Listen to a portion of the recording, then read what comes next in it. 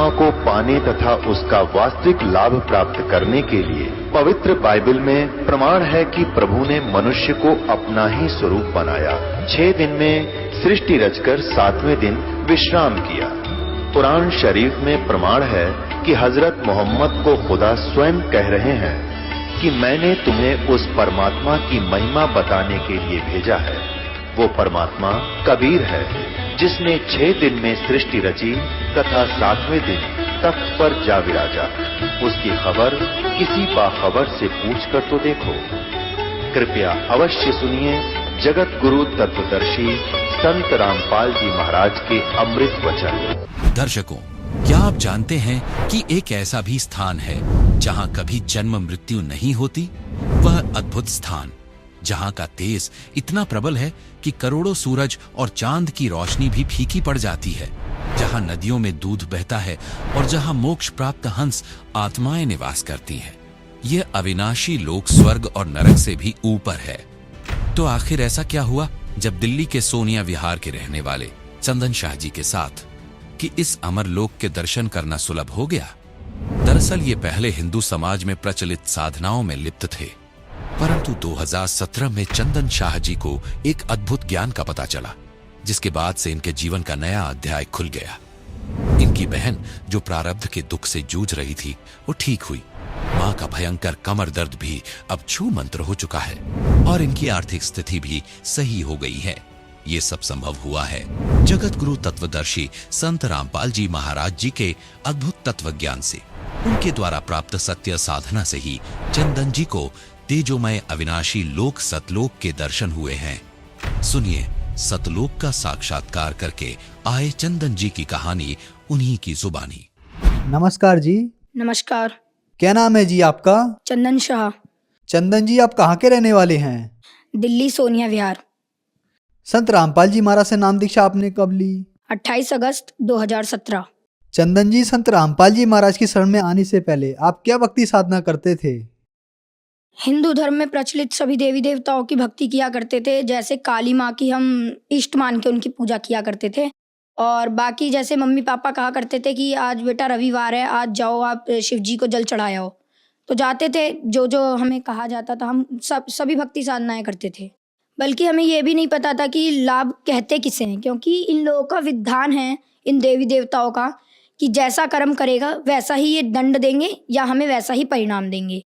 तो ना ही तो ये हमें सुख दे सकते थे, ना ही कोई अन्य लाभ दे सकते थे। जैसा हम कर्म करते थे वैसा ही ये दे सकते थे।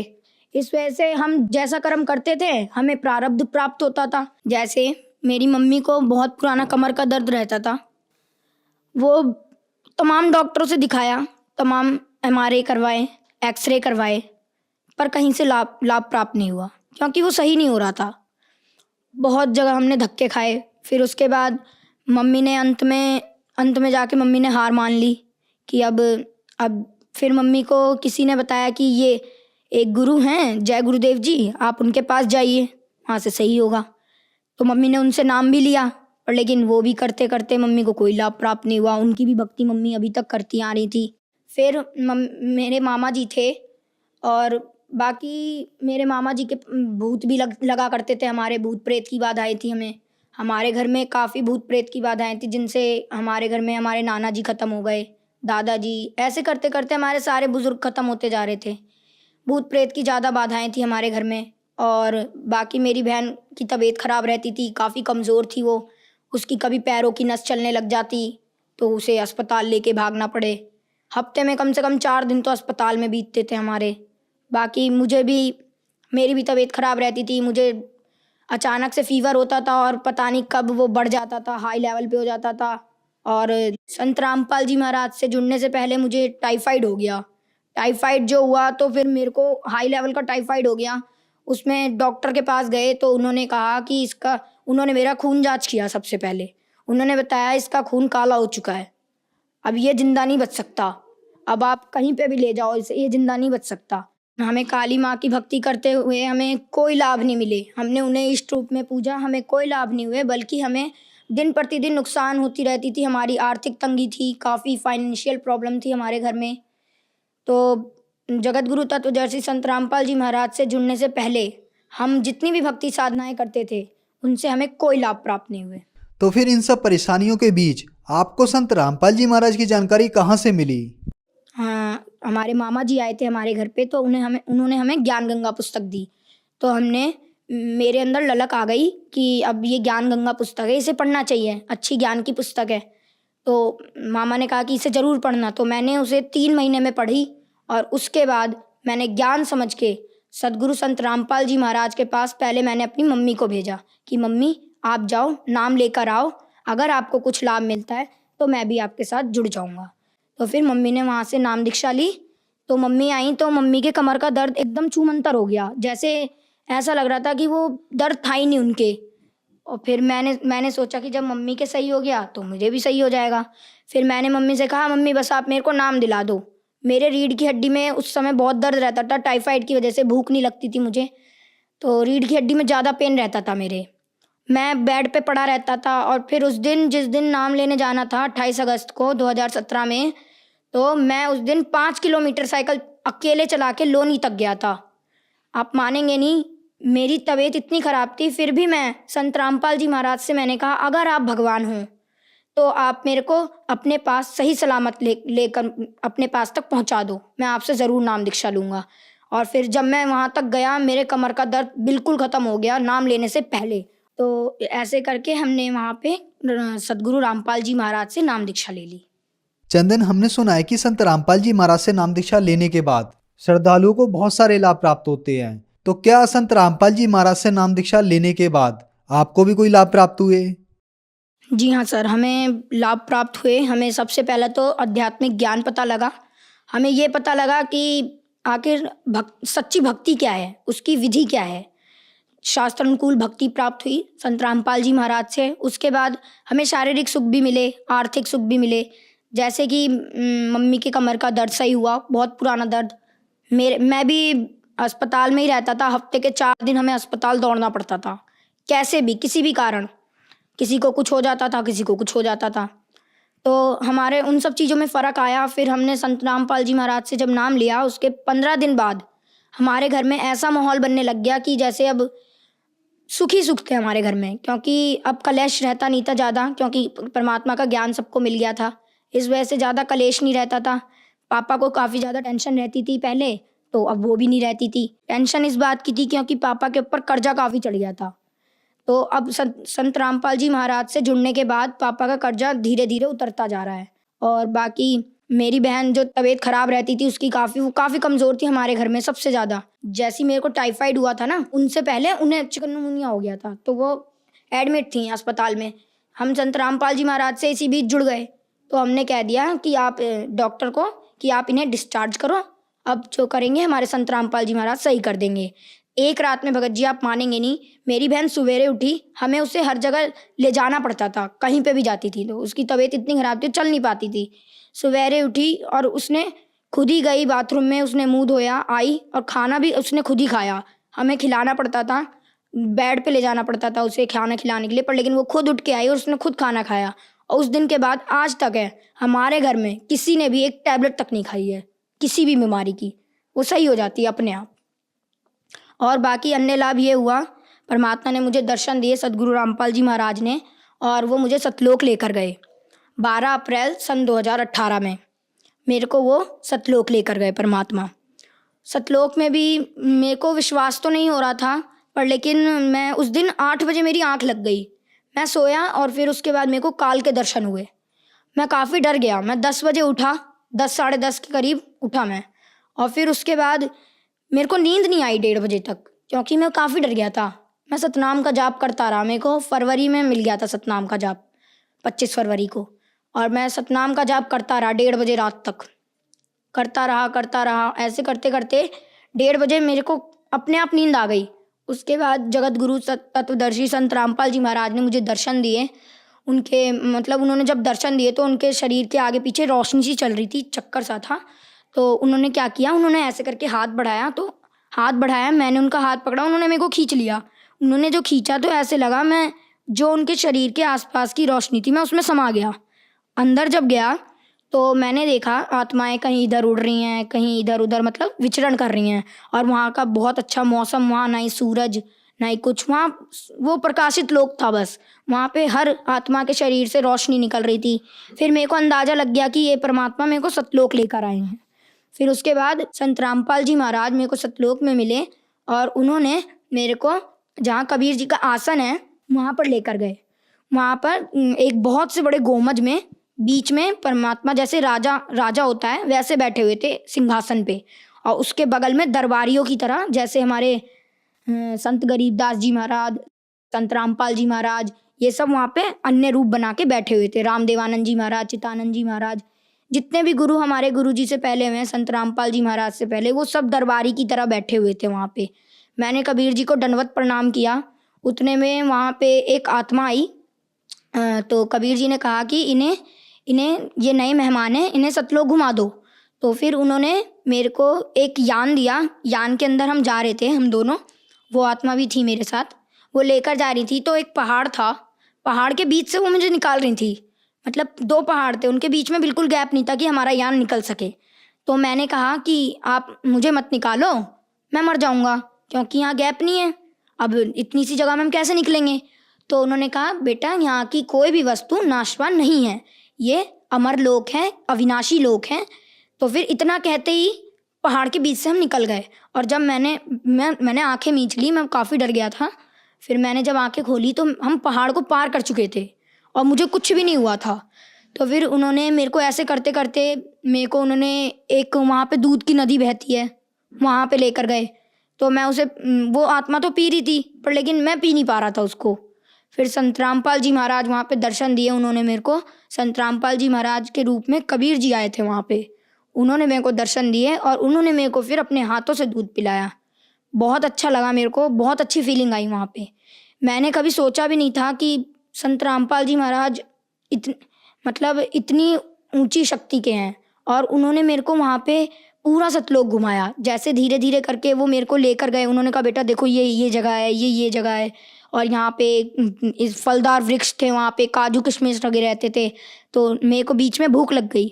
मैंने कहा संत रामपाल जी महाराज गुरुजी मुझे भूख लग रही है। तो उन्होंने क्या किया कि उन्होंने एक हाथ यूँ किया और एक हाथ इधर किया। तो इसमें एक कटोरी आई, उसके अंदर खीर भरा हुआ था और इधर पानी का एक गिलास आया और मैंने उसे खा लिया। फिर मेरा पेट भी भर गया। उसके बाद फिर मैंने कहा गुरुजी अब मेरा यहाँ से जाने का मन नहीं कर रहा है। संत रामपाल जी महाराज से कहा मैंने।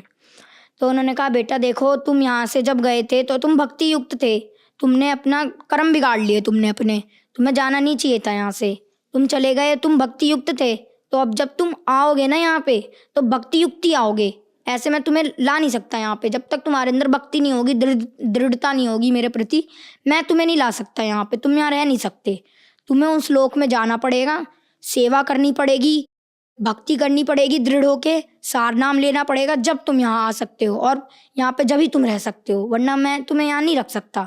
तो उन्होंने मेरे को, मैं उस दिन 1:30 बजे सोया था रात में और सुबह 9 बजे उठा। ये तो नॉर्मल सी बात है कि किसी दिन ज़्यादा नींद आ गई तो मैं सो गया, तो मेरे घर में किसी ने उतनी टेंशन भी नहीं ली। तो मैं जब आया मेरे को गुरुजी ने वहाँ छोड़ दिया कि जाओ अब तुम नीचे जाओ भक्ति करना। मैं नीचे आया, मैंने मम्मी को ये सब बताया।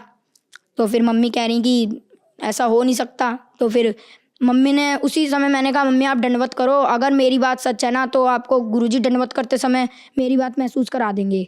उनको दंडवत किया मेरी मम्मी ने, संत रामपाल जी महाराज को। फिर संत रामपाल जी महाराज ने, उन्हें पता नहीं क्या उनके अंदर से फीलिंग आई कि उन्होंने कहा कि बेटा तू जो भी बोल रहा है तू सच बोल रहा है, मुझे पता लग गया अब। और फिर सतलोक गया मैं, तो मेरे अंदर दृढ़ता आ गई। फिर मैंने सोचा कि अब तो भक्ति करनी है। फिर मैंने जम के भक्ति की और आज भी मैं भक्ति कर रहा हूँ संत रामपाल जी महाराज से जुड़ के। और हमें अनेकों लाभ होते हैं। जैसे कि एक बार मेरे पापा सेल्समैन का काम करते हैं, टॉफ़ी चॉकलेट की सेल करते हैं दुकानों पे। वो आ रहे थे, रास्ते में एक ट्रक आया, ट्रक का पीछे का कुंडा था वो पापा के साइकिल के थैले में फंस गया। तो थैले का सामान तो बिखर गया, साइकिल को कुछ नहीं हुआ, नहीं पापा को कुछ हुआ, बस थैले का सामान बिखर गया। और उतने में वो ट्रक वाला आदमी बाहर आया और उस ट्रक वाले आदमी ने कहा कि आपको जितने भी पैसे चाहिए हो आप मुझसे ले लो, पर लेकिन मुझे छोड़ दो। पर फिर पापा ने कहा कि हमारे गुरुजी संत रामपाल जी महाराज का नियम है, हम आपसे फजूल पैसे नहीं ले सकते। कोई बात नहीं, आप देखने आए हमको यही बहुत है, वरना कोई और तो देखने भी नहीं आता। तो फिर वहाँ से परमात्मा ने पापा की जान बचाई। संत रामपाल जी महाराज से नाम दीक्षा लेने के बाद आपको बहुत सारे लाभ मिले। पहले आप हॉस्पिटलों के चक्कर लगाते रहते थे, जिससे आपके घर की आर्थिक स्थिति खराब हो गई। आपको और आपकी बहन को संत रामपाल जी महाराज ने ठीक किया। इसके बाद संत रामपाल जी महाराज आपको सतलोक लेके गए और सतलोक के दर्शन कराए। तो जो लोग आज आपको देख रहे हैं, आप उन्हें संत रामपाल जी महाराज के बारे में क्या कहना चाहेंगे? देखिए, मैं संत रामपाल जी महाराज के बारे में जितना कह सके उतना ही कम है, क्योंकि ये एक परमात्मा के स्वरूप हैं और ये कलयुग में उतरे हैं हमारे मुक्तिदाता के रूप में। ये राइट टाइम है, आप आइए, भक्ति कीजिए और पार हो जाइए। मैं संदेश तो दे नहीं सकता, पर लेकिन मेरी रिक्वेस्ट है आप सभी से, ऑल सिटीजन से, कि आप आइए। ये राइट वे ऑफ वर्शिप देते हैं संत रामपाल जी महाराज, सबसे अच्छा तरीका वर्शिप का, और प्रमाणित भक्ति देते हैं विद प्रूफ। हर चीज़ को वो प्रूफ के साथ बताते हैं। तो आप आइए, संत रामपाल जी महाराज से नाम दीक्षा लीजिए और अपना कल्याण करवाइए। चंदन, संत रामपाल जी महाराज से नाम दीक्षा कैसे ले सकते हैं? संत रामपाल जी महाराज से दीक्षा लेना काफ़ी आसान है। जैसे कि संत रामपाल जी महाराज के विभिन्न चैनलों पे सत्संग चलते हैं, उसके नीचे एक पट्टी चलती है, उस पर सतलोक आश्रम के कॉन्टैक्ट नंबर्स आते हैं। उनमें आप कांटेक्ट करके उन भक्तों से अपना नज़दीकी नामदान केंद्र का पता जान सकते हैं। धन्यवाद। धन्यवाद। अब जगत गुरु तत्वदर्शी संत रामपाल जी महाराज जी के सत्संग के माध्यम से उस अद्वितीय आध्यात्मिक ज्ञान के बारे में जानते हैं, जिसके माध्यम से आप भी प्राप्त कर सकते हैं ऐसे आध्यात्मिक, मानसिक और भौतिक सुख जो अभी तक आपने सिर्फ मीराबाई, ध्रुव, प्रहलाद जैसे कुछ ही भक्तों की जीवन कथा में सुने होंगे।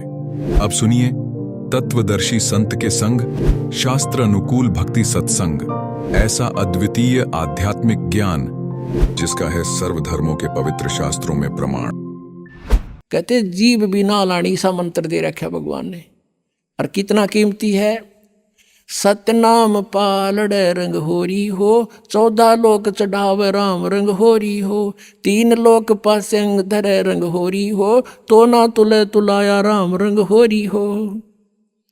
अब इतना धनी बनाने का, सतलोक जाने के लिए हमने घनी भक्ति चाहिएगी, और मौखिक जाप और अन्य जापों से लाभ नहीं होगा। ये जो मंत्र है सतनाम का 2 अक्षर का, इसके जाप करने से हम भक्ति धन से गर्क हो जाएंगे, हम फुल्ली चार्ज हो जाएंगे। जब हम यहाँ से चलेंगे, इतने हम वहाँ से चार्ज होकर आए थे उतना ही चार्ज होकर वापस जाएंगे वहाँ पर। इस मंत्र से होंगे, इतने धनी होंगे। और जो ये प्रथम मंत्र है 3 मंत्र में, और ये यज्ञ हवन हम करते हैं, इनमें हम जब तक यहाँ रहेंगे यहाँ सुख मिलेगा हमारे को।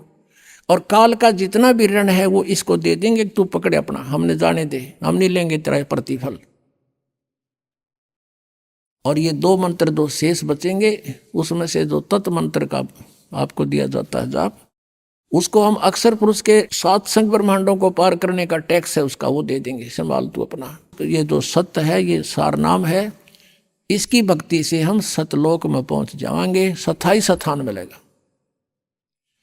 अब क्या बताते हैं, कोट जन्म तन भरमत हो गए, कुछ नहीं हाथ लगा रे, कुकर सुकर खरबा बोरे, कौआ हंस बगारे।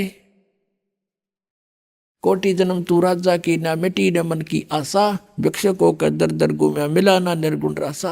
आदरणीय गरीबदास साहिब जी की परमेश्वर कबीर साहिब जी ने दिव्य दृष्टि खोल रखी थी। उन्होंने आज से अरबों खरबों पहले की सारी घटनाएं एजिटी चित्रित कर रखी हैं, और उनको वो घटनाएं चलचित्र की तरह दिखाई देती थी। गरीबदास साहिब जी ने बताया है कि ये नानक साहिब जी जो थे, ये सतयुग में राजा अम्बरीश थे, यही आत्मा, और इतने पुण्यात्मा थे, इतने धर्मात्मा थे, और इतनी सत भक्ति करते थे, विष्णु जी को इष्ट मानकर। दुर्वासा जैसे सिद्ध पुरुष ने भी इनके दरबार में फिट्टे मुंह होना पड़ा था। उसके बाद वही आत्मा फिर त्रेता युग में राजा जनक रूप में जन्म हुआ। राजा थे वो, और नौकर सैकड़ों लाखों की संख्या में सैनिक उसके नौकर थे।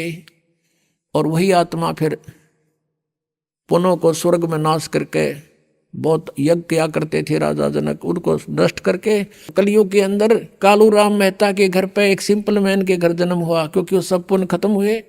और फिर नौकरी कर रहे एक नवाब के घर पे आप ही, और पहले उनके लाखों नौकर होते थे। तो काल का ये जाल ऐसा है। जब नानक साहिब जी को अपने पिछले जन्म दिखाए परमात्मा ने कि आप राजा थे, राजा जनक भी आप थे, और अब आप क्या हो, पेटा भर गया उस पुण्यात्मा का भगवान देखकर। इनको कहते हैं जो दृढ़ भक्त होते हैं उनको भगवान मिलते हैं। उस दिन के बाद फैसला कर लिया पूरा हिंदू समाज। नानक साहब जी के पिता भी विरोधी हो गए थे कि के पैदा हो गया हमारे देवताओं ने बुरा बतावे, और सब ब्राह्मण विरोधी हो गए थे कि ये पागल हो गया, इसका पता नहीं क्या हो गया, ये सब उल्ट सुलट बोल रहा है। तो इस प्रकार पुण्यात्मा अब क्या बताते हैं, कोट जन्म तन भ्रमित हो गए, और यदि परमात्मा ना मिलते हुआ प्यारी आत्मा अगले जन्म में 84 लाख योनियों में जाती।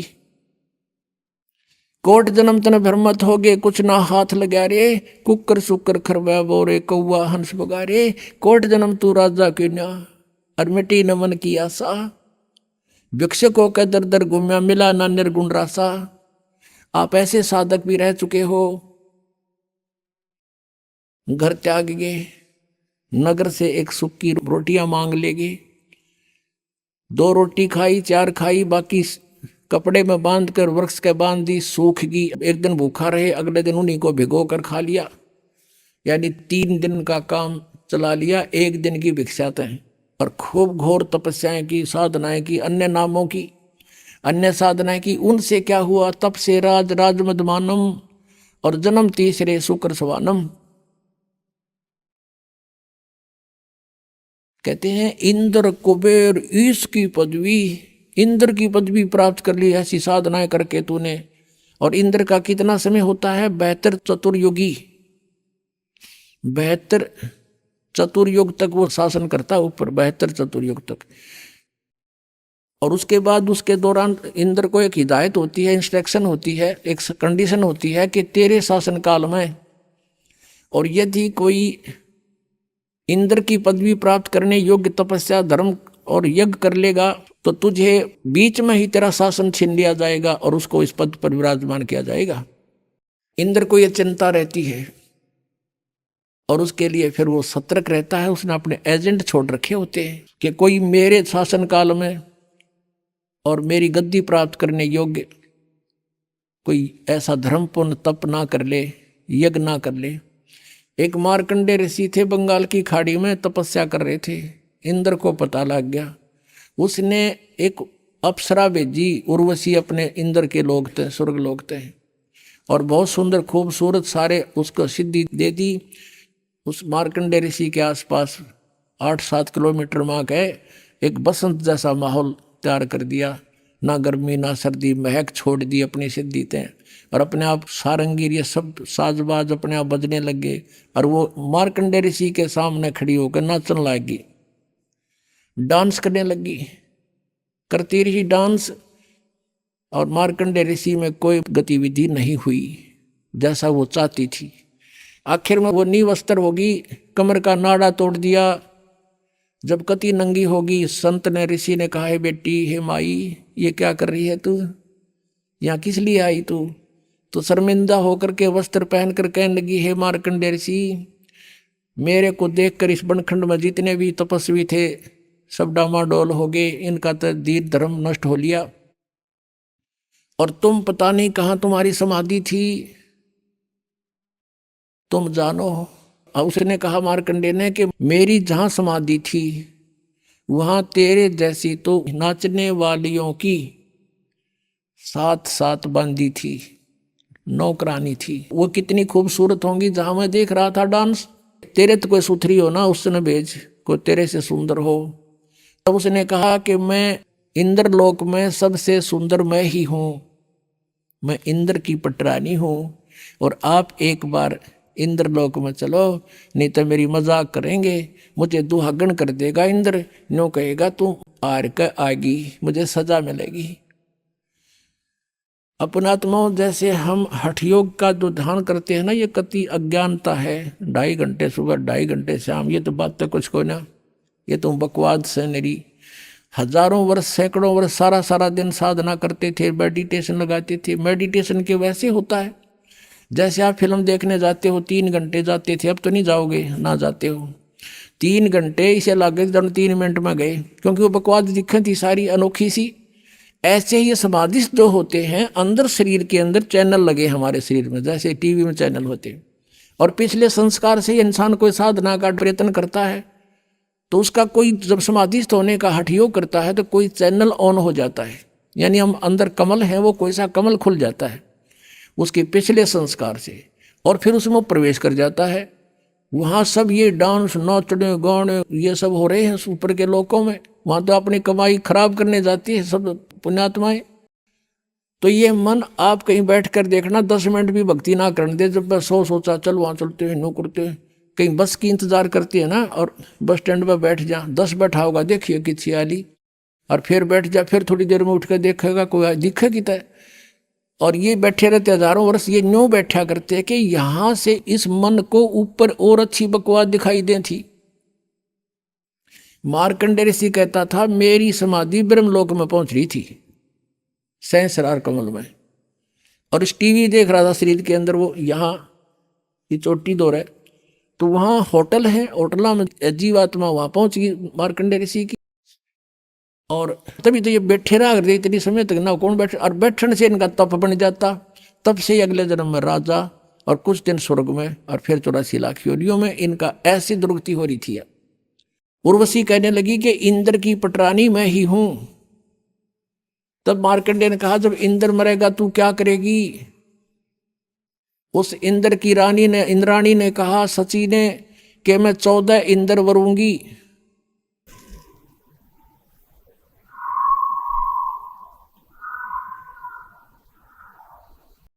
ये भूत मारा कलकी में, ये पहला करके साधना गलत है। अरे अब ये सही कहे गया बिरान माटी तो न्याय वो है जो महाराज जी बता रहे हैं। प्रिया दच्चा जब है जब सारा काम बिगड़ ले है, लेकिन फिर बात क्या बने, फिर कोई यूज नहीं इसका।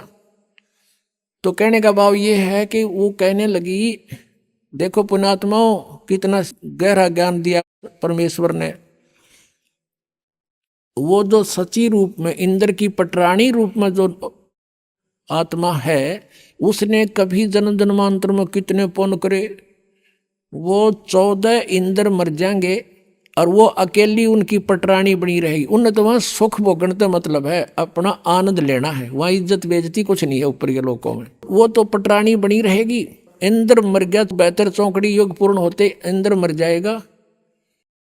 और वो क्या बताती है कि जितने इंद्र में भोगूंगी, यानी वो तो अकेली रहेगी पत्नी उनकी, और 14 इंद्र एक ब्रह्मा के एक दिन में 1008 चतुर्युग हैं, और इंद्र का शासन काल 72 चतुर्युग का होता है। तो 14 इंद्र इसमें अपना शासन काल पूरा कर जाते हैं। 1008 चतुर्युग होता है वैसे, लेकिन लंप संप इसको 1000 चतुर्युग मानते हैं।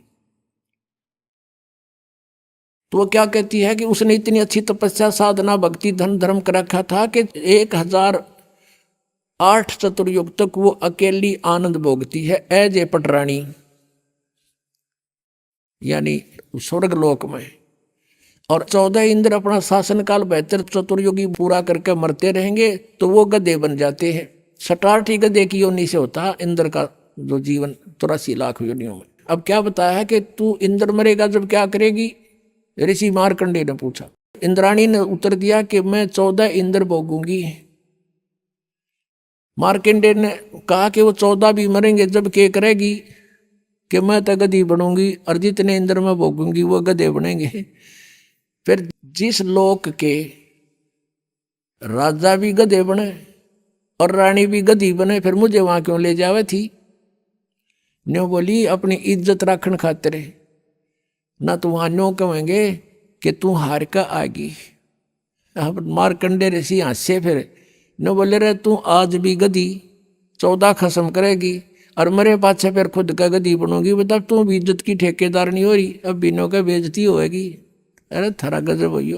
इतने में इंद्र आ गया। इंद्र आ गया, कहा हे बंद नवाज इंद्र की गद्दी प्राप्त करो, तुम जीते हम हारे। मार्कंडे ऋषि कहने लगा, रे रे इंद्र क्या बोल रहा है?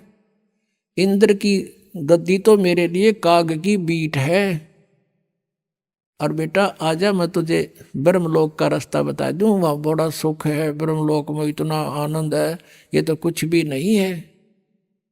अब उसने ब्रह्मलोक के आनंद का बेरा था, इस तागे इनको ज्ञान नहीं था ऋषियों को, ओम का नाम जब ब्रह्मलोक में वहाँ ठाठ होकर फिर मार्कंडे भी पशु बने, वो उसका याद नहीं थी। जिसने जो साधना वो अपने को सुपीरियर मानता है, लेकिन ब्रह्म साधना इनसे अच्छी है, इन अन्य डले ढूंढते, लेकिन वो भी मोक्षदायक नहीं है।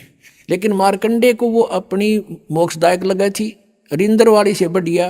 तो इंद्र से कहा कि आजा इंद्र, तुझे ऐसा मार्ग बता दूंगा, और छोड़ दे इसने। इंद्र कहता है कि महाराज जी फिर देखूंगा, इब तो मैंने मौज मारने दो, अगजा मर ले कुआं पड़ के। अब गधा अपने पाछे के देखेगा, फिर तो कुमार देखेगा। अब जैसे आप जिस ज्ञान से परिचित होते हो, अपने मित्र से, भाई से, या किसी और रिश्तेदार से बताते हो, दास के साथ भी ऐसे बनता था। तो सारी बात सुन सुना के वो नो क्या करता, हम उनको बताते भाई पशु बनेंगे, गधे बन जावांगे, कुत्ते बन जाएंगे, फिर तो बिरान मट्टी होगी, नो बोला देखी जाएगी। हाँ बता, गधे बने पासे के देखी जाएगी, तो कुम्हार देखेगा, फिर तो डायमंड का बोरा गट्टा मारेगा लठे। अब देखना तो ईब है, बुराई छोड़ भक्ति कर, परमात्मा का नाम ले, सारा इतिहास खोल कर धर दिया परमात्मा ने, इस दास के माध्यम से खुलवा दिया सारा ज्ञान। तो इसी तरह जैसे कोई गुट्टी लाव है सामने, वह टीटी बन जा गुट्टी ला के, उन्होंने सोचा गुट्टी छोड़नी पड़ेगी, नो फिर देखांगे, फिर कुम्हार देखा, फिर तो तुम नहीं देख सकते। तो ये किसी ना कोई ऐब किसी के अंदर काल ने फट कर रखा है, या कोई और बकवादा बढ़ रहा है, तो वो ना छूटती, और वो छोड़ने पार पड़ेगी। वो तो कल मृत्यु होगा तो छूटेगी, जिसको तू अपनी मान रहा है। तो इन फार्मूलों से हम इस मार्ग पर दृढ़ होकर चल सकते हैं। अब इसको लंबा ना करके थोड़ा शॉर्ट में बताते हैं। फिर क्या बताते हैं, इंद्र कुबेर ईश की पदवी, और ब्रह्मा वरुण धर्मराया, विष्णुनाथ के पुर को जाकर फिर भी वापस आया। कहते असंग जन्म तन मरत्या हो गए, जीवित क्यों ना मरे रे, ये 12 मद महल मठ बोरे, बहुर ना दे धरे रे। जीवित मरना किसे कहते हैं? एक तो ये है कि इच्छाओं का नाश करे, बड़ी कोठी बनाना, बड़ी कार लेना है, फिर उधर की बकवास ब्याह शादियों में डांस करना, घूटी लगाना, फिर दहेज देना और लेना, लोग दिखावा करना। कहते ये बकवास छोड़नी पड़ेगी। संसार के चोचलों को देखकर हम नहीं चल सकते, उनसे मन हटाना पड़ेगा। और दूसरा जीवित मरना ये है, जैसे आप जी यहाँ आते हो, मन कोई ना कोई आंट अड़ावेगा आपके, यूँ नुकसान हो जाएगा, नो हो जाएगा, फलाना हो जाएगा। तो उस समय विचार करना चाहिए कि जो व्यक्ति ऐसे कंपलसरी काम के लिए नाइट सर्विस से गया था और वापस आना था, उसने रात्रि में मृत्यु होगी, एक्सीडेंट होगा उसकी। अब कितना कंपलसरी, कितना जरूरी कार्य था जिसके लिए वो रात ही वापस आना चाहता था। अब आप भी गया और वो काम भी रह गया। तो नो इस मन पापी ने समझा दे, जब ये बकवाद करने लग गए, सत्संग की तरफ चले और ये कुछ आंट अड़ावे, तो नो मन जीवित मर ले कि नो सोच ले मैं मर गया और मेरी मृत्यु होगी, और फिर कौन संभालेगा इसने। और चल पड़ा आंख मीच के सत्संग की तरफ। आप देखना इसका कहते बड़ा पुण्य मिलेगा आपको। और फिर 3 दिन के बाद, 4 दिन के बाद आप वापस चले जाओगे, और आप वापस जा करके जो थोड़ा बहुत काम उलट पुलट हो भी गया, वैसे तो होता नहीं भगवान के लिए, जो सच्चे दिल तो चलते ठीक उड़ा खड़ा पाओगा भगवान आपको, ये सत्कर मान लेना। लेकिन हम इतना विश्वास नहीं कर पाते सी, तो इन परमात्मा के विधान के अनुसार चल कर देखें। तो यूँ सोच ले 4 दिन में जो काम बिगड़ गया उसने फिर संभाल लेंगे जाके। और जब परमानेंट टिकट कटेगी फिर, या कौन सा ये पक्का कि हम नहीं मरेंगे, जब मान ले परमानेंट मर गए, मृत्यु होगी, फिर क्या करोगे? वो काम फिर भी रह गया, राम भी रह गया। कहते हैं राम नाम कड़ुआ लग गए और मीठे लग गए दाम, दुविधा में दोनों गए, माया मिली ना राम। एक हमारे गुरुदेव जी के शिष्य थे, तलवंडी भाई कस्बा है फिरोजपुर जिले में, और गुरु जी के सतलोक जाने के उपरांत दास की वहाँ जाके सत्संग करने लग गया था। कुछ दिन किया वहाँ दूसरे रविवार को। तो उनका गुरुजी के जो शिष्य थे उनका कोई रिश्तेदार आया था, कोई बुढ़िया के शौक व्यक्त करने। शुक्र को आया था, शनिवार को उसने जाना चाहा। उन्होंने कहा कि हमारे यहाँ सत्संग सुनना, सत्संग होगा कल रविवार को 9 से 11 सत्संग है, सत्संग सुनना। बोला मैंने बहुत सुन रखे सत्संग। उन्होंने कहा कि आपने ऐसा सत्संग नहीं सुना होगा, आप अवश्य सुनना। बोला नहीं, मुझे बहुत ज़रूरी कार्य है, वहाँ एक कॉन्ट्रैक्ट होना है, मेरा एग्रीमेंट होना है और उसमें मुझे 5 लाख का बेनिफिट होगा। तुम क्या जानो मेरे व्यवसाय के बारे में। और सन 1997 की बात है ये। 1997 में 5 लाख, आज के 50 लाख है, न समझ लो। वो नहीं माना, वो चला गया। शनिवार को शाम न चला वहाँ से चंडीगढ़ के लिए। अम्बाला के पास आकर के एक बजरी का भरा हुआ ट्रक खड़ा था, उसके दोनों पिछले चारों पहिए निकाल रखे, पिछले और जैक लगा रखा था डिफेक्ट हो जाने से। उसने तो वो एग्रीमेंट दिखाई दे था, पूरा परिवार कार में 4 सदस्य थे, 2 बच्चे और 2 वो खुद। मारुति कार थी, फुल स्पीड पर चल रहा। वो ट्रक के नीचे जा घुसी, वो जैक हटा, सारा ट्रक ऊपर पड़ गया, बजरी का भरा हुआ। कचूमर निकल गया, चारों मर गए। अब चाट लिया उन 5 लाख रुपया ने। परमात्मा कहते हैं राम नाम कड़ुआ लागे, मीठे लागे दाम, और दुविधा में दोनों गए, माया मिली ना राम। तो इस तरह से मन पापी को अपने मालिक के इन फार्मूलों से हटाकर और इसमें जोड़े रखे भगवान के पाले पे। फिर क्या बताते हैं, दोजिक बिस्त सभी ते देखे राजपाट के रसिया, और 3 लोग से तरपत नाही यो मन भोगी खसिया। कोई सरपंच बन जाता है, नो नीत रहे चेयरमैन बनूं, चेयरमैन बन जाए नो सोचा मैं एमएलए बनूं, एमएलए बन जाए नो सोचा मंत्री का दाव लगे, मंत्री बनते नो सोचा मुख्यमंत्री बनो जो पेटा भरे। इतने मृत्यु हो जा भाई, दर दर फिरे। अब जैसे अरुणाचल का एक मुख्यमंत्री, आंध्र प्रदेश का मुख्यमंत्री और पोलैंड देश का पूरा कैबिनेट, पूरा मंत्रिमंडल इंक्लूडिंग प्राइम मिनिस्टर एक जहाज में क्रैश होकर मर गए। ये हेलीकॉप्टर में जा रहे थे जल्दी के मारे, ये दोनों मुख्यमंत्री जी ये यहाँ मर गए। अब इनको कितना कंपलसरी, कितना दूरी काम होगा, तो हेलीकॉप्टरों से यात्रा कर रहे थे, जाता हूँ मीटिंग करूँगा, फलाना करूँगा, फलानी फाइल साइन करूँगा। अब परमात्मा बताते हैं कि इन बातों ने याद करो तुम कि दोजिक भी सभी ते देखे राजपाट के रसिया, और 3 लोग से तरपत नाई यो मन भोगी खसिया। इसने 3 लोग भी दे देना तो भी संतुष्टि नहीं इसकी, न सोचो और कितने पावत जब बात बढ़े। कहते सतगुरु मिले तो इच्छा मेटे, पद मिल पदे समाना, और चल हंसा उस लोक पठाऊं जो आदि अमर अस्थाना। आदरणीय गरीबदास साहब जी कहते हैं कि सतगुरु मिले तो इच्छा मेटे। इस तत्व ज्ञान से आपके सभी इच्छाओं का नाश कर देगा। यहाँ की कोई भी वस्तु तुम्हें सुहावे नहींगी जो भक्ति बाधक हो। सतगुरु मिले तो इच्छा मेटे, पद मिल पदे समाना। पद माने वे ऑफ वर्शिप, पद पद्धति, भगवान के पाने की विधि। और पद यानी सही शास्त्र अनुकूल सत साधना मिलने से पद, वो पद्धति मिल गई। पद मिल पदे समाना। गीता जी अध्याय नंबर 15 के श्लोक नंबर 4 में कहा कि तत्वदर्शी संत की प्राप्ति के पश्चात परमेश्वर के उस परम पद की खोज करनी चाहिए जहाँ जाने के बाद साधक फिर लौटकर कभी वापस संसार में नहीं आता। यहाँ बता रहे हैं आदरणीय गरीबदास साहिब जी कि सतगुरु मिले तो इच्छा मिटे, पद मिल पदे समाना। सही साधना के मिलने से वो पद मिलेगा, अमर पद, जहाँ जाने के बाद फिर लौट कर नहीं आते। और चल हंसा उस लोक पठाऊं जो आदि अमर अस्थाना। 18वें अध्याय के गीता जी के 62वें श्लोक में कहा, अर्जुन तू सर्वभाव से उस परमेश्वर की शरण में जा, उसकी कृपा से तू परम शांति को और सनातन परम धाम को प्राप्त होगा। आदि अमर, आदि माने शाश्वत, सनातन कदे का।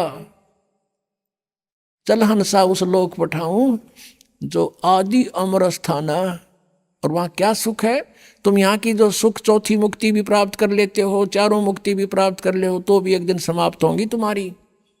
तुम उसको परमानेंटली नहीं रख सकते। और वहाँ पर कहते हैं 4 मुक्ति जहाँ चंपी करती, ये सुख तुम्हारे चरणों में सदा पड़ा रहेगा। और माया हो रही दासी, दास गरीब अभय पद पर से वो मिले राम अविनाशी। ओए होए। अब जहां से हम शुरू हुए थे कि जग सारा रोगिया रे, जिन सतगुरु वैद न जाण्या, सग सारा रोगिया रे। जन्म मरण का रोग लग्या है, तृष्णा बडरी खांसी, आवागवन किया डोर गले में, पड़ी काल की फांसी। जग सारा रोगिया रे, जिन सतगुरु वैद न जाण्या, जग सारा रोगिया रे। फिर क्या बताते हैं, सार शब्द सर जीवन बूटी, गैस गैस अंग लगावे, कहे कबीर तुम सतकर मानो, ये जन्म मरण मिट जावे। सार शब्द सर जीवन बूटी, गैस गैस अंग लगावे, कहे कबीर तुम सतकर मानो, ये जन्म मरण मिट जावे। अब ये है वो पद, ये तीनों मंत्र का जो जाप आपको मिलेगा। और प्रथम ये 7 मंत्र दिए जाते हैं, फिर सतनाम 2 मंत्र का दिया जाता है। इससे क्या बताते हैं, 4 मुक्ति जहाँ चंपी करती माया होरी दासी, दास गरीब अभय पद पर से वो मिले राम अविनाशी। वो परम अक्षर ब्रह्म, जैसे अक्षर पुरुष की आयु कितनी है, 70,000 बार त्रिलोकी शिव मर जाएंगे जब एक युग होगा परब्रह्म का, अक्षर पुरुष का। और फिर 1000 उसे बने हुए युग का दिन, इतनी ही रात्रि, 30 दिन रात का महीना, और 12 महीने का 1 वर्ष, और 100 वर्ष की अक्षर पुरुष की आयु, फिर भी मृत्यु। एती उम्र बुलंद मरेगा अंतरे, क्योंकि सतगुरु लगे न कान न भेंटे वो संतरे। चौथे अध्याय के 34वें श्लोक में जिन तत्वदर्शी संतों के बारे में कहा है कि तुम इतनी लंबी उम्र पाकर भी अंत में मृत्यु को प्राप्त होते हो, उसका कारण क्या है, क्योंकि सतगुरु मिले न वो भेंटे संतरे। ऐसे संत भक्त नहीं मिले जो इन्हों बतावें कि आज के दिन बरवाड़ा के अंदर है जो कुछ है, और वो सतगुरु की शरण नहीं लेने से। कहते फिर एती उम्र बुलंद, इतनी लंबी आयु होगी तो भी मृत्यु होगी, बिरान माटी जारी रहेगी। तो क्या बताते हैं, समझा है तो सिर दर पाओ, और बौर नहीं रे ऐसा दाओ। बोलो सतगुरुदेव।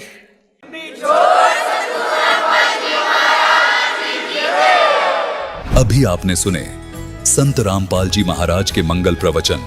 आइए अब सुनते हैं संत रामपाल जी महाराज से नाम दीक्षा लेकर सतभक्ति करके अद्भुत लाभ प्राप्त करने वाले अनुयायी के विचार। चमत्कार को नमस्कार। अक्सर लोग चमत्कार को देख आकर्षित होते हैं और सिद्धि युक्त व्यक्ति को समाज में सर्वश्रेष्ठ स्थान देते हैं। पर आज हम आपके सामने जिस व्यक्ति का अनुभव लेकर आए हैं, उन्होंने चमत्कार छोड़ किया। पूर्ण संत को नमस्कार। इनसे मिलिए ये है भागलपुर बिहार के रहने वाले संजय जी। रिद्धि सिद्धि युक्त संजय जी संत मत से जुड़े थे और भगवा वस्त्र धारण किया हुआ था। आश्चर्यजनक बात तो यह है कि सिद्धि के जरिए ये दीवार के दूसरी पार रखी वस्तु देख लिया करते थे और अपनी शक्तियों से 10वें द्वार में प्रवेश कर अलौकिक नजारे देखा करते थे। इस द्वार की जानकारी और सूक्ष्म ज्ञान को और गहराई से समझने के लिए संजय जी ने कई साधु संतों के पास जाकर ज्ञान चर्चा की, परंतु कोई भी इन्हें संतुष्ट नहीं कर सका। इसी सफर में आगे बढ़ते हुए संजय जी को मिलती है एक आध्यात्मिक ज्ञान से भरपूर पूर्ण संत द्वारा लिखित पुस्तक ज्ञान गंगा, जिसमें ब्रह्मांड का चित्र देखकर ये दंग रह गए और इनकी सर्व शंकाएं समाप्त हो गईं। अब आप स्वयं सुनिए संजय जी का साक्षात्कार, जिन्होंने चमत्कार छोड़ किया। पूर्ण संत को नमस्कार। सर नमस्कार। नमस्कार सर, क्या नाम है आपका? संजय रजक।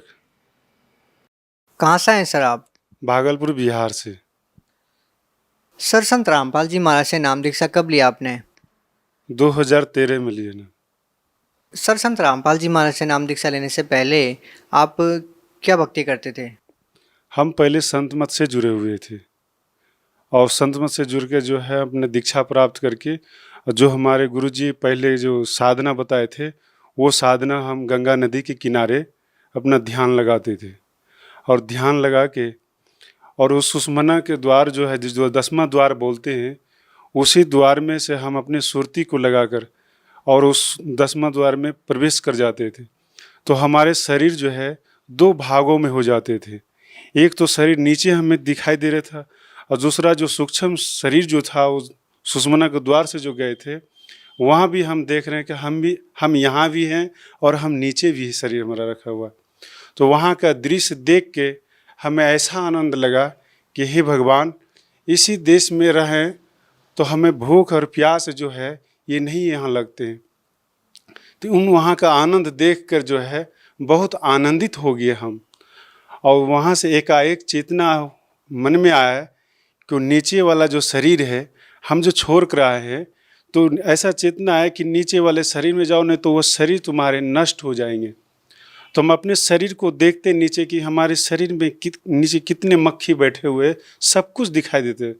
जब वहाँ से चेतना हुआ कि नीचे वाले शरीर में जाना है, तो जैसे हम अपना विचार की बस तुरंत इस शरीर के अंदर में जो है हम प्रवेश कर गए। जैसे रॉकेट के तरह हम शरीर से निकले हुए थे और फिर रॉकेट के तरह इस शरीर में पुनः वापसी आ गए। तो जब हम वहाँ शरीर में आए तो हमारे शरीर जो है पूरा जाम हो गए थे। ये शरीर कुछ काम नहीं करते, हम बेहोश के रूप में हो गए थे। फिर हम होश में जब आए तब हमें जो है पता चला कि परमात्मा संत महात्मा जो बताते हैं कि सूक्ष्म कोई और देश है, तो उन चीज़ों को हम देश को देख कर हमें महसूस हुआ कि हम सूक्ष्म देश है। तो उन चीज़ों को देख के फिर हम बहुत साधु संत से जाके ज्ञान चर्चा करने लगे। तो ज्ञान चर्चा करने लगे तो साधु संत जो है बोलते थे, उनसे हम पूछे कि ये सूक्ष्म क्या चीज़ होता है। तो उन्होंने जब हमसे बोलने लगे तो हम उनसे बोले कि आप तो बताते सही है, लेकिन बताइए कि आप कभी सूक्ष्म उस 10वां द्वार में कभी प्रवेश किए हैं कि नहीं किए। तो वो साधु संत बोलने लगे कि हम कभी नहीं गए हैं, लेकिन हम किताबें पढ़कर हम बोलते हैं। तो उन सब चीज़ों को देख के हमें ऐसा लग रहा था कि क्या ये साधु संत केवल बोलने का होता है, क्या करने की चीज़ नहीं है इनको। तो उन सब चीज़ों को देख तो हम गंगा नदी के किनारे जो रह रहे थे, पहले इन सब साधनों को जब हम देखे तो हमारे जो पहले लाल वस्त्र हम पहने हुए थे, हमारे दाढ़ी जो थे इतने बड़े बड़े थे और हम बहुत साधु संत से ज्ञान चर्चा किए। लेकिन ये जो सूक्ष्म की बात है, जो हमने सफ़र किया, ये सब बहुत बताने में जो है वो सफल रहे। तो संत रामपाल जी महाराज से जो कोई दीक्षा प्राप्त किए थे उस गांव में, तो उनसे हमारे संपर्क हुए। उनसे जब हमारा संपर्क हुए तो उन्होंने ज्ञान गंगा पुस्तक हमें पढ़ने के लिए दिए। जब ज्ञान गंगा पुस्तक जब हम पढ़े तो देखे कि उसमें ब्रह्मांड का जो नक्शा बना हुआ था, वो नक्शा देखकर हम उस किताब को अपने सीने से लगा लिए कि हे भगवान, हे मालिक, ये जो नक्शा जो देख रहे हैं इसमें, इस नक्शे में जहाँ हम यात्रा किए थे सूक्ष्म में, वो नक्शा देखकर हम बहुत खुशी हो गए। और उस नक्शे को देखकर हम मन में विचार किए कि नक्शा बनाने वाले कोई संत ही होंगे। तो फिर उनसे हम पूछे कि हम उनसे कैसे मिलेंगे, हमें क्या विधि है उनसे मिलने की। सर, जो भक्ति साधना आप कर रहे थे, उस भक्ति साधना को करने के बाद आप अलौकिक नज़ारे देखते थे, उसके बाद भी आपने संत रामपाल जी महाराज को अपना गुरु क्यों बनाया? संत रामपाल जी महाराज को गुरु इसलिए बनाए कि संत रामपाल जी महाराज जी जो भी भक्ति बताते हैं, सतलोक की भक्ति बताते हैं, और जो ब्रह्मांड का जो चित्र बना हुआ है, उस चित्र को देखकर जो है हम लोग की बहुत खुशी है। फिर हम संत रामपाल जी महाराज की शरण में जब हम गए तो वहाँ पर जो है पहले बोले कि आप पहले दीक्षा लेना होगा, तब फिर संत रामपाल जी महाराज जी के आपको मिलने का समय दिया जाएगा। तो जो हम वहाँ पर जब लाइन में जब पहुँचे वहाँ पे, तो गुरु जी जब सबके सिर पर हाथ रख आशीर्वाद देते थे, तो जिस समय हमारे सिर पर हाथ रखे उसी समय हमें संत रामपाल जी महाराज जी पहचान में आ गए कि ये है कौन। इस समाज के नज़र में जो लोग इनको कहते हैं, तो जैसे सोना को सोनार ही पहचान सकता है, लेकिन सोना को चमार नहीं पहचान सकता है। तो उन चीज़ों को देख के हमें तब फिर गुरुजी हमसे पूछे कि जो हमने सूक्ष्म में जाकर अपना अनुभव किए थे, साधना किए थे, जो शरीर को समाधि लगा देते थे, उन सब चीज़ों को जब बोलने लगे, पूछने लगे, तो हम जो बोल रहे थे तो गुरुजी हंस रहे थे। गुरुजी हंस रहे थे, सब कुछ बताए संत रामपाल जी महाराज जी। तो बोलने लगे कि बेटा ये तुम्हारे जो है ये पिछले जन्म का सब कुछ किया हुआ था, इस समय तुमने कुछ नहीं किया था, जो तुम्हें संकेत दे दिया वो भी वहाँ तक की साधना नहीं कर पाया है, लेकिन तुम्हें बता दिया है, ठीक है। लेकिन हमारे नियम और मर्यादा में रहना और अपना भक्ति करना। तो जो हमारा लाल कपड़ा पहना हुआ था, दाढ़ी था, तो इन सब चीज़ों की भी बात रखे कि हमारे लाल कपड़े हैं, दाढ़ी हैं। तो गुरुजी बोले कि बेटा हमें तुम्हारे कपड़े से और दाढ़ी से लेना देना नहीं है, हमें उस सतलुक जो है, सतलुक की भक्ति हम करवा के और सतलुक हम तुम्हें ले जाएंगे। सर, संत रामपाल जी महाराज के शरण में आने से पहले आप भगवा कपड़े पहनते थे, बड़ी बड़ी दाढ़ी आप रखते थे। उसके बाद जब आप संत रामपाल जी महाराज के शरण में आ गए तो सर आज आप साधारण वेशभूषा में हैं। सर ऐसा क्यों? देखिए, हमको इसलिए ऐसा लग रहा है कि साधु बनना जैसे कि किसी का दान कर लेना पैसा, चंदे का पैसा लेकर खाना, ये जीवन बिताना, ये हमें इस चीज़ों को जानकारी नहीं था। लेकिन हम साधु सन्यासी बनकर सिद्धि तो प्राप्त कर लिए, लेकिन परमात्मा तक हम नहीं पहुंच पाए और परमात्मा तक हम नहीं पहुंच। तो वो साधु सन्यासी का जीवन हम जब ज्ञान हमें मालूम हुआ तो हम सोचे कि जब दूसरे का अनाज, दूसरे का पैसा लेगा, दूसरे का ये सब काम करे, तो जो हमारी भक्ति पुण्य है सब उन्हीं के पास चले जाएंगे, फिर हमारे पास बचेंगे कैसे? तो वो जब वो कोई सेवा कर रहे हैं तो वो तो हमारे कर्ज हो जाएंगे। तो जब कर्ज हो जाएंगे तो फिर उसका कर्ज चुकाने के लिए हमें जन्म लेना पड़ेगा, फिर हमारे मोक्ष कहाँ से होगा? सर जैसा कि आपने सिद्धियों की बात की, सर यदि आपसे जानना चाहेंगे तो आपके पास क्या सिद्धियाँ थी?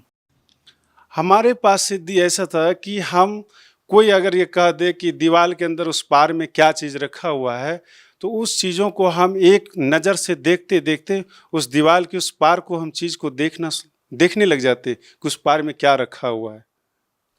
सर देखिए, ये आश्चर्यजनक बात है, विश्वास नहीं होता कि ऐसा भी हो सकता है। सर क्या ये वास्तव में सच है कि आप सिद्धि के द्वारा दीवार के आर पार देख के बता सकते थे कि दीवार के पीछे क्या वस्तु है? हाँ, बता सकते थे। अब किसी को अगर किसी प्रकार की शंका हो तो वो हमसे मोबाइल नंबर ले और हमसे आके मिले, हमसे बातचीत करे, हम बातचीत करने के लिए हमेशा तैयार है। सर देखिए, बड़ी आश्चर्यजनक बात यह है कि जहाँ लोग सिद्धियों को मानते हैं, उसकी पूजा करते हैं, वहीं दूसरी ओर आपके पास सिद्धि होते हुए भी आपने संत रामपाल जी महाराज से नाम दीक्षा ली। ये कितनी विचित्र बात है कि एक तरफ जिस संत से नाम दीक्षा ली उस संत को लोग पहचानने में अभी देरी कर रहे हैं और दूसरी तरफ आप हैं। ऐसे संतों को लोग ज़्यादा तवज्जो देते हैं, ये सोचते हैं कि सिद्धि ही परमात्मा है, लेकिन आप कह रहे हैं कि सिद्धियाँ ही परमात्मा नहीं है, परमात्मा पाना कुछ और चीज़ है। देखिए, अगर पूर्ण संत से अगर उनको ज्ञान और भक्ति मिल जाए तो कहते पूर्ण संत से मिलेंगे तो उनका पूर्ण मोक्ष हो जाएंगे। लेकिन कोई भी अगर आज सिद्धि के बल पर, जैसे सिद्धि क्या चीज़ है कि सिद्धि एक अहंकार का चीज़ बन जाता है, जैसे अभिमान का चीज़ बनता है। जैसे किसी को कोई पोस्ट मिल जाता है, वो पोस्ट का अहंकार हो जाता है।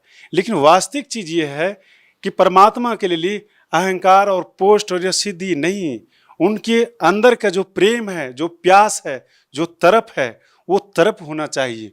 अगर वो तरफ नहीं है तो समझ लीजिए उसके पास कुछ भी नहीं है।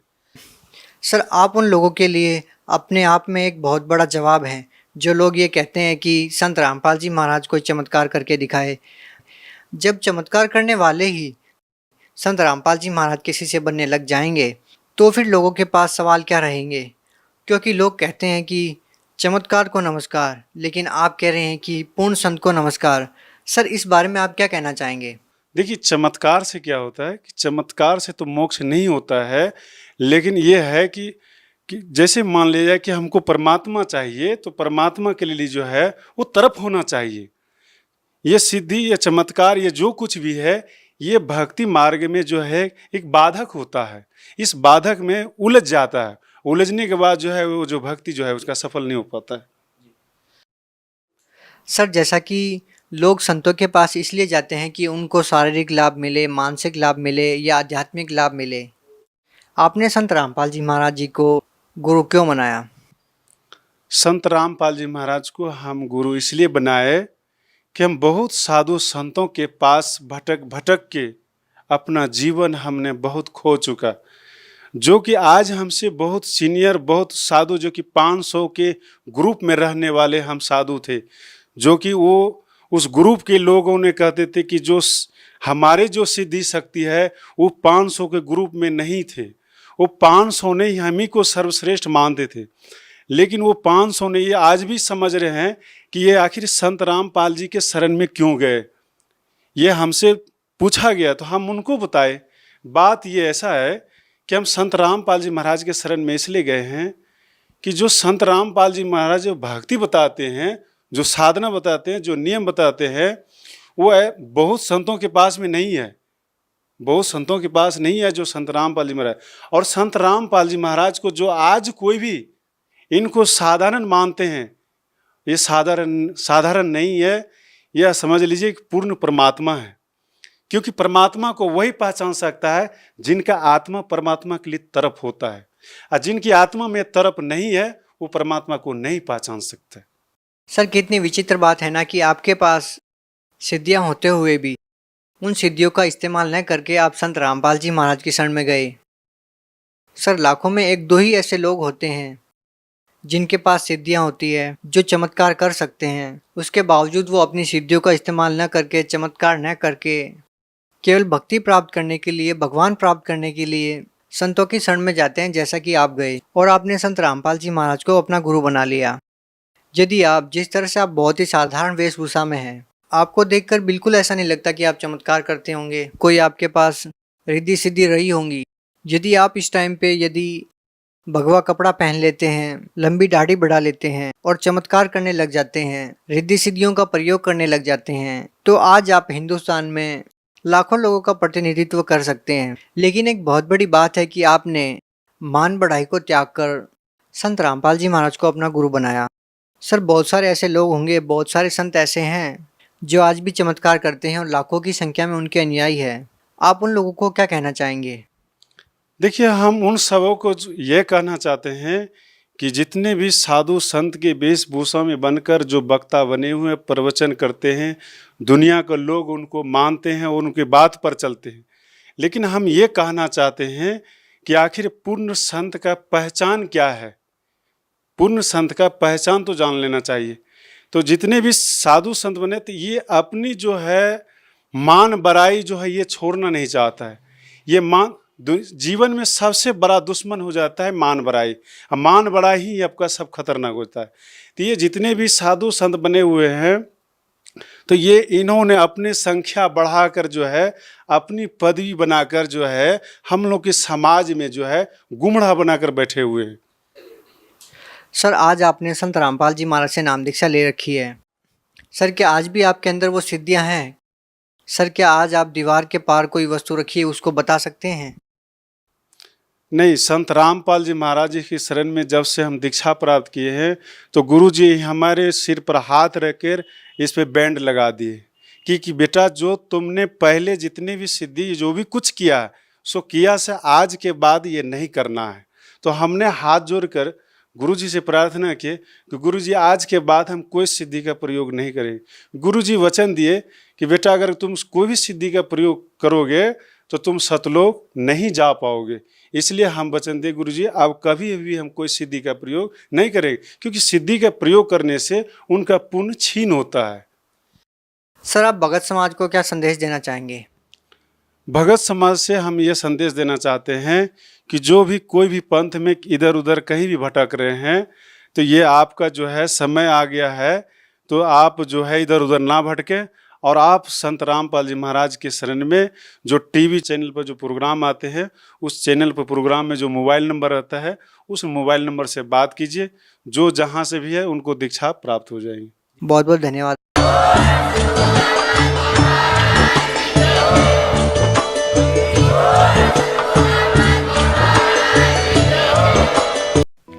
आप सुन रहे थे जगत गुरु तत्वदर्शी संत रामपाल जी महाराज के मंगल प्रवचन। अधिक जानकारी के लिए संपर्क करें।